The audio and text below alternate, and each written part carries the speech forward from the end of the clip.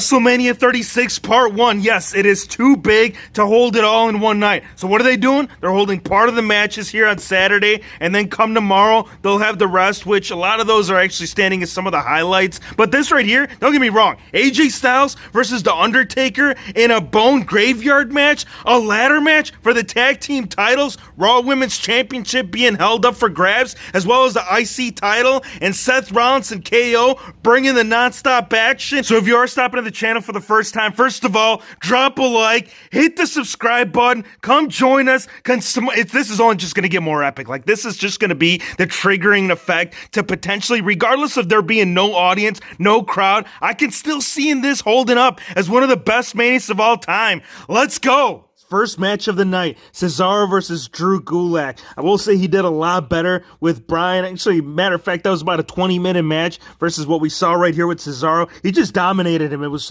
more of a walkthrough for him more than anything. If really anyone's doing any kind of counting, you'll know that Cesaro, it wasn't even required to use his hands. That's how he finished him off. He just held him up on his shoulders. He spun him around, and that's it. Not even a left or a right, but enough to get the 1, 2, 3 on Drew Gulak. 6 months, let's just say half a year. That's how long Kairi Sane and Asuka have been holding these belts, and they was going to come to an end eventually, right? Was it going to be tonight? That's what we're here to find out. And it wasn't just one Twisted Bliss, but it required 2 to seal the deal. The first one, she wasn't legal during that time. Nikki Cross was tagged in, but the time that she was in there with Kairi Sane, yes, she hit her with it to capture the tag team titles. Finally, man, half a year, and now we got some new golden glamour on the SmackDown side. Out coming from all 4 corners of that arena, and not by Elias, but by Baron Corbin. He thought he wasn't going to show up. He threw him off the balcony about 8 days back. He says, yeah, don't even worry about it. Referee, you might as well start counting to 10. Who showed up? Elias. With the guitar right over his head before the match started, so disqualification, that couldn't even take into account quite yet. And fury on both sides, I gotta say, I really enjoyed the energy on both,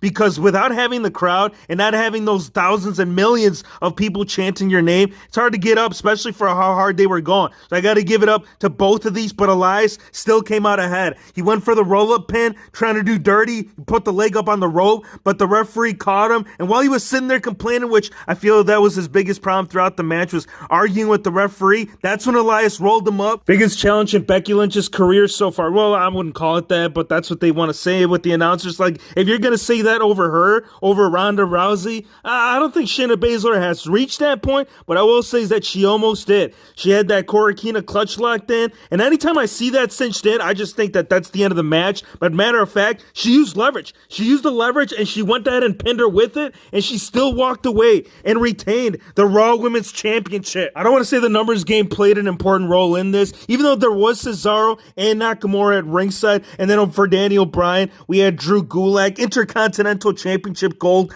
on the line. Granikowski, yes, he was also up in the rafters. He was kind of cheering for Bryan, so it was kind of like a whole team versus the bad guys. Were they bad? They did. They caused a little bit of interference outside, but that's not what determined the actual match. Daniel Bryan went up top thinking that he was going to catch one, but instead he got a haluva kick for him to retain the IC Championship. Show must go on. If one stays home, if one is sick, you just go back, you put your feet up, and you let your tag team partner do the work. That's what we saw in here tonight's match. We saw a triple threat ladder match for the SmackDown tag team titles, which I do believe this might be the first time in history that a single competitor for each team has defended the tag team gold. And this could have gone either way. This could have actually been a draw when you do come down to the nitty gritty. All 3 of them were up top at the very end. It could have easily been Kofi Kingston or even Jimmy, but since he was the last one that got smacked, he got hit him with the headbutt, and he had come down with the tag team titles.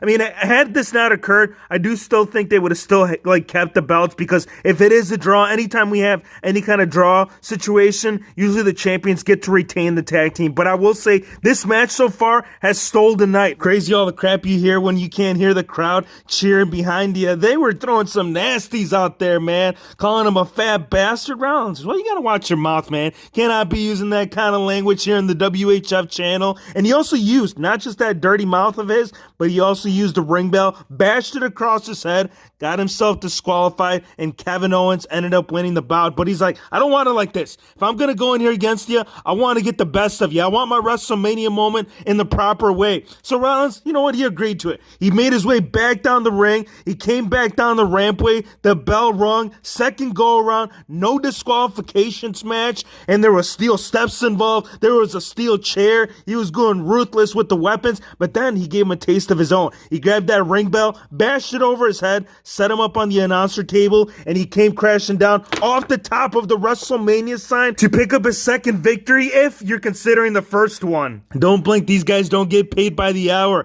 JBL over here with them jokes and the Universal Championship being placed on the line. Goldberg wants to defend it. Couldn't do it against Roman Reigns, so they said, eeny, meeny, miny, mo, catch a tiger, Braun Strowman, you're the toe.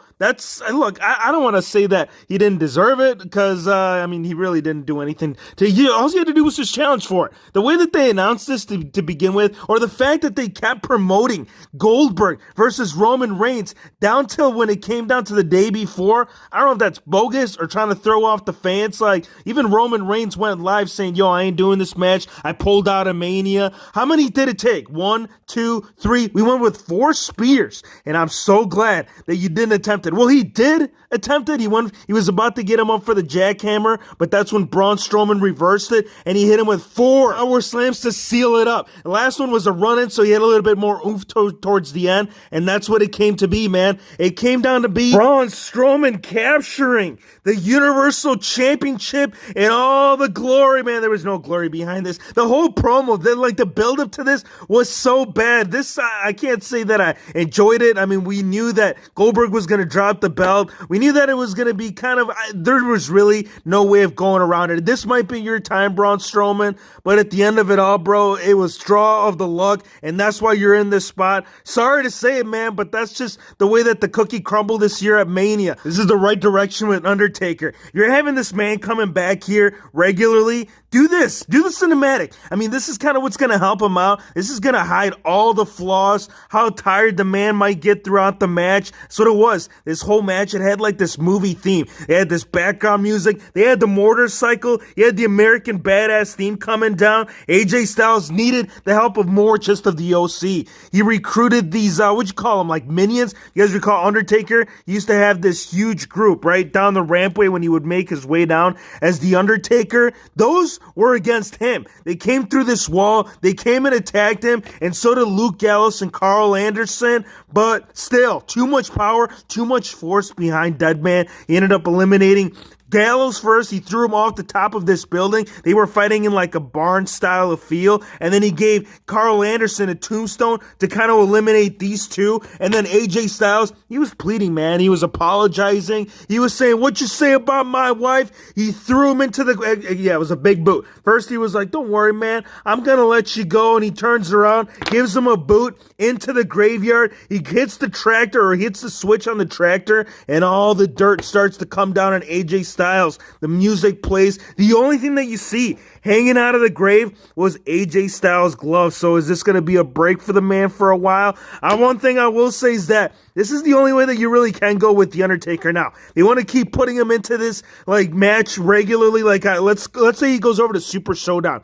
This is the kind of thing that needs to be implemented regularly. It's just going to help him out in more ways than we know. American Badass, this was a great way to close the night. The pay-per-view, I feel like they're holding most of the good matches for tomorrow night. Tomorrow they're going to have Edge versus Randy Orton. They're going to have the Fiend match. They're also going to have the Brock Lesnar versus Drew McIntyre. There's still a lot left here on the card. But give me your thoughts. Let me know how you guys feel about the matches tonight. Do you feel like they should have included some of the ones that are scheduled for tomorrow to be part of this? Do you think this works out for The Undertaker? This is the movie route. Take this approach, and you're going to get a huge thumbs up from the WHF crowd. I want to thank you guys for watching. Be sure to hit the subscribe button if you're new to the channel, and we'll see you on the next one.